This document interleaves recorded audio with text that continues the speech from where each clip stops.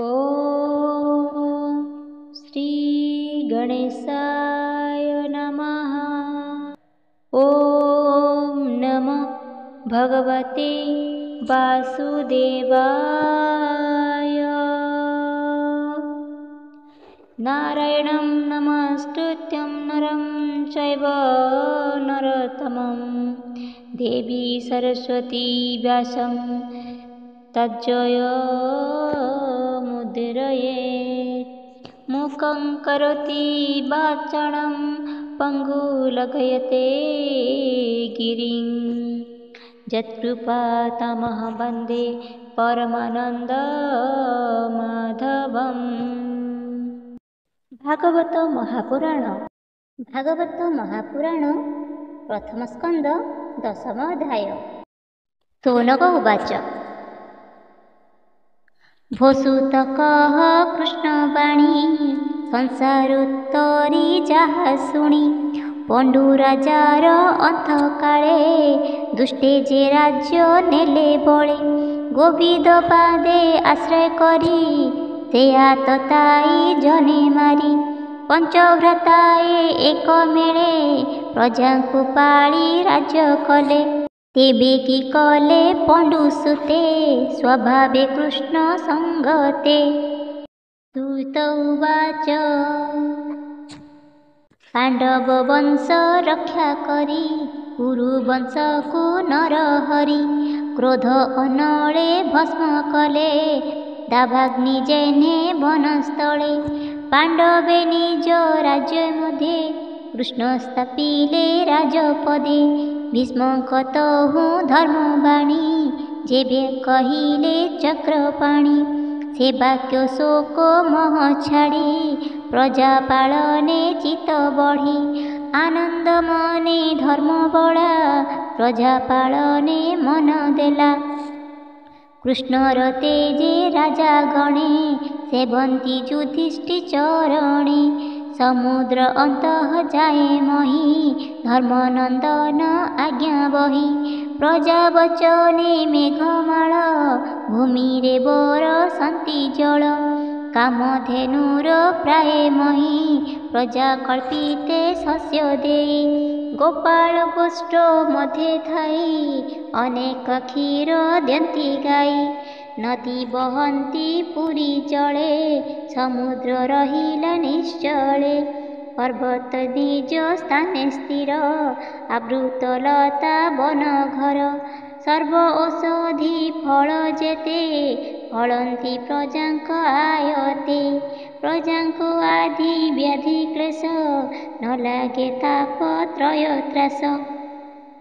धर्मनंदन राज्य जेते प्रजाए बंचंती निश्चिते। बंधुक शोक शांत करी सुभद्रा प्रिय कामे हरि। हस्तिनापुरे ऋषिकेश भावे बंचिले केते मास। द्वारका गमने उद्योगी युधिष्ठिरंकु आज्ञा मागी। जन जन के करी कोल सद्रुह प्रेम वाक्य भाळ। रथे बसिले बनमाळी तुले सकल बंधु मिली। कृष्ण सुभद्रा कुंती सुते राजाए आसीथिले जेते। गांधारी दुष्ट राष्ट्र मेळे जुजुत्सु गौतम तुले। धौम्य संगति भीम गला उत्तरा नारी संगे थिला। कृष्ण को न मिला अंतरे प्रवेश कला अंतपुरे। कृष्ण विरहे मन छन सही न पारी हत ज्ञान। कृष्णर भावे भाव बढ़ी ता संगे के पारिब छाड़ी। जाहार जस गुण कने निरते भावु थांती मने। न देखी तार पद्ममुख काहि लभिबे आत्मसुख।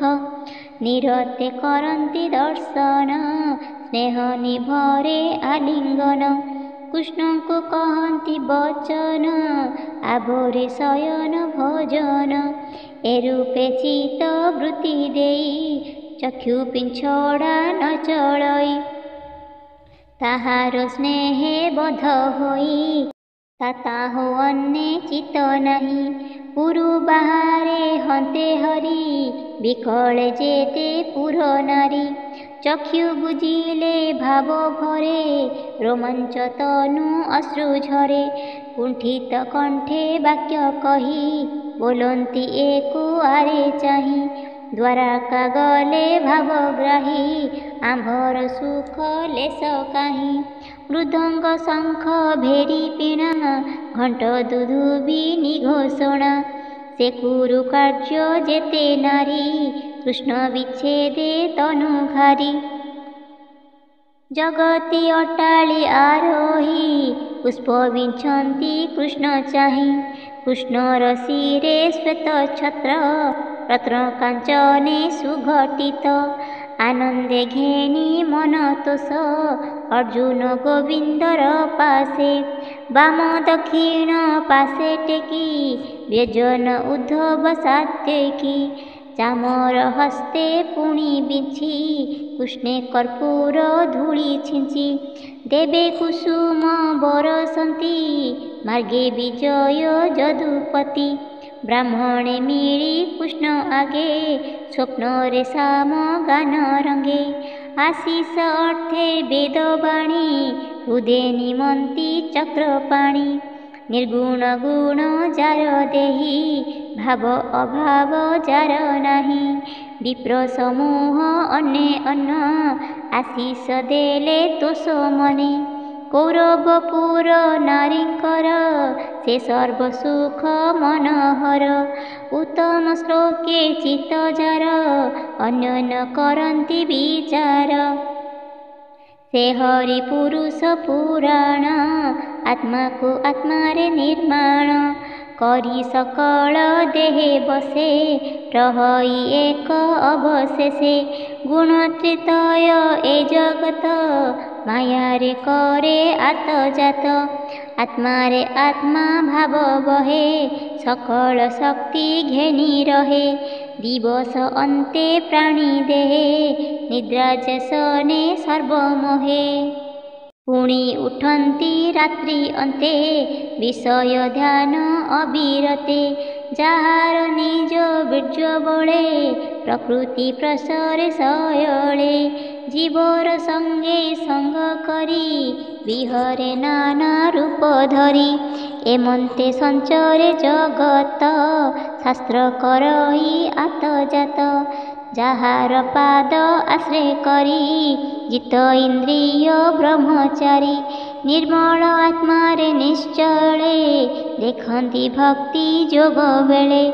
ତାହାଙ୍କ ହୃଦେ ପ୍ରକାଶଇ, ସକଳ କଳୁଷ ନାଶଇ। ଯାର ମହିମା ମୁନି ଗଣେ, ଆଗମ ନିଗମ ପ୍ରମାଣେ। ଏକୁ ଆରକେ କଥା କହି, ବଂଛନ୍ତି ଯାର ପାଦ ଧାଇ। ଯେ କଇସ ଲୀଳା କରି, ପ୍ରକୃତି ସଙ୍ଗତେ ବିହରି। ସୃଷ୍ଟି କରିଣ ପୁଣି ପାଳେ, ଈଶ୍ୱର ରୂପେ ଅନ୍ତଃକରେ। ସେ ଦୋଷ ନ ଲାଗେ ତାହାର, ନଳିନୀ ଦେଲେ ଚେହ୍ନେ ନୀର। ସେହି ଏ ଆମ୍ଭ ଦୃଷ୍ଟି ପଥେ, ଦେଖ ଗୋ ସଖୀ ଅଛି ରଥେ। ଦୁଷ୍ଟ କ୍ଷତ୍ରିୟେ ଯେତେବେଳେ, ଅଧର୍ମେ ଗ୍ରାସନ୍ତି ସୟଳେ।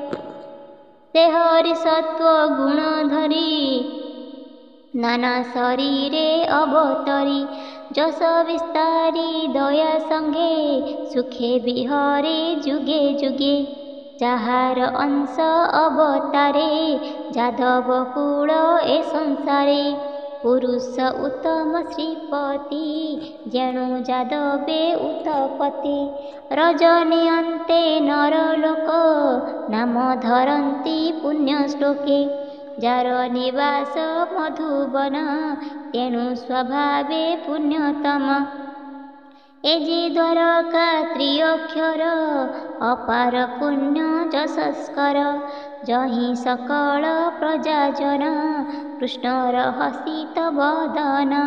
ନିଗମ ବାକ୍ୟ ଯାହା ଘୋଷି, ଦେଖନ୍ତି ନିଜ ଦ୍ୱାରେ ବସି।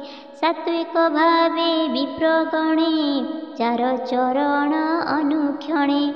ଯମ ନିୟମ ବ୍ରତ ସ୍ନାନ ଯଜ୍ଞ ତପସ୍ୟା ମହାଦାନ ସଂକଳ୍ପ କରି ଦକ୍ଷ ହସ୍ତେ ଅର୍ପଣ କରୁଥାନ୍ତି ନିତେ କୃଷ୍ଣର ଯେତେ ପତ୍ନୀଗଣ ସେତ ସ୍ୱଭାବେ ଭାଗ୍ୟବାନ ସଂକଳ୍ପ କରି ଜନ୍ମାନ୍ତରେ ତାହାଙ୍କୁ ଲିଭିଛନ୍ତି ବରେ ଯାର ଅଧର ମଧୁର ସେ ଗୋକୁଳ ଗୋପୀ ହରସେ ନିତ୍ୟ ପିବନ୍ତି ଚକ୍ଷୁଦ୍ୱାର ତନୁ ଅତନୁ ସରଘାରେ ରୁକ୍ମିଣୀ ସ୍ୱୟଂ ବର କାଳେ ସଭାରେ ମଧ୍ୟେ ନୃପ ମେଳେ କୃଷ୍ଣ ବିଷये ଯେତେ ବାଦୀ କ୍ଷତ୍ରିୟ ଶିଶୁପାଳ ଆଦି ତାହାଙ୍କ ଦର୍ପ ନାଶ କରି ନାରକାପୁରୁ କନ୍ୟା ହରି ସେ ବଧୂ ଜନେ ତାର ସଙ୍ଗେ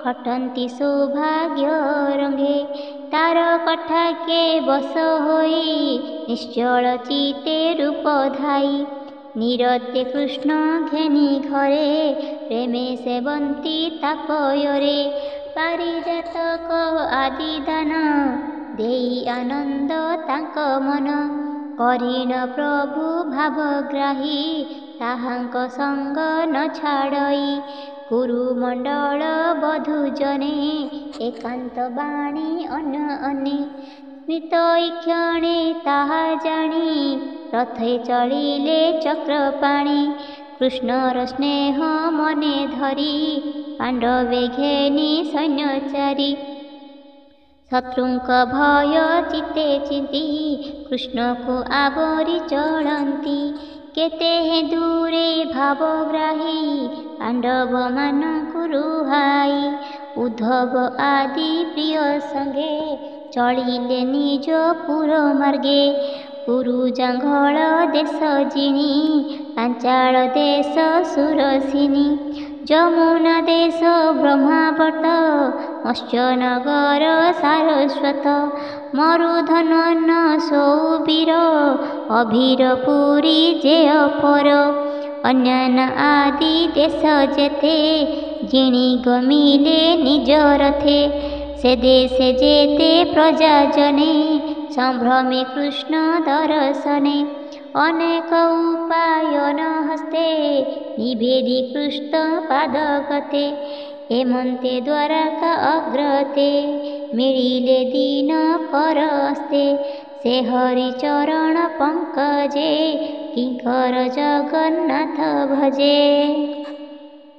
इति श्रीमद्भगवत महापुराणे परमहंस्य संहितायां प्रथमस्कन्धे नैमिषोपाख्याने श्रीकृष्णद्वारकागमनं नाम 10 अध्यायः।